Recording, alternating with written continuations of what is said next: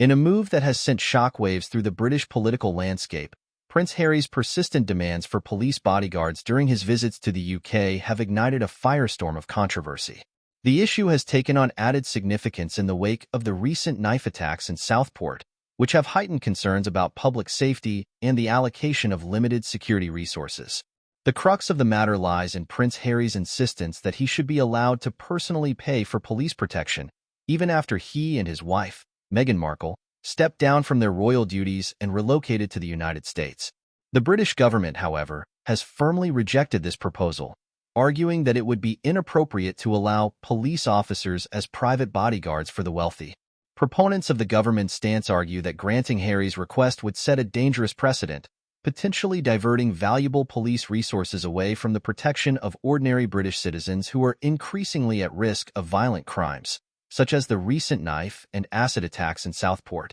The safety and security of the British public should be the top priority, said one member of Parliament, speaking on the condition of anonymity. We cannot have a situation where the wealthy and privileged are able to purchase their own private police protection, while the rest of us are left to fend for ourselves. Critics of Prince Harry's demands have also pointed to the perceived hypocrisy of the situation, noting that the Duke and Duchess of Sussex have repeatedly cited concerns about the media's intrusion into their lives as a key factor in their decision to step back from royal duties. Yet, they now appear to be seeking a level of security and protection that is beyond the reach of most ordinary Britons. If the Sussexes are so concerned about their safety and the safety of their family, then they should be willing to pay for their own private security, just like any other wealthy individual, said a government spokesperson. The taxpayers of this country should not be footing the bill for their personal protection.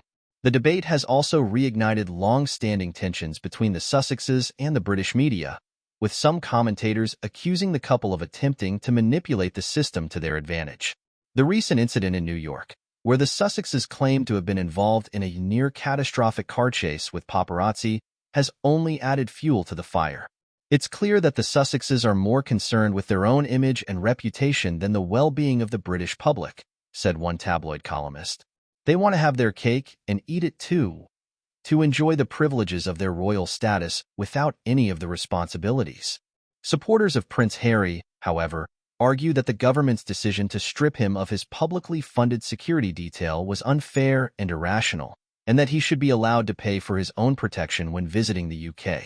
They contend that the Duke's status and profile within the royal family, as well as the potential impact of a successful attack on him, should have been given greater consideration by the Security Committee.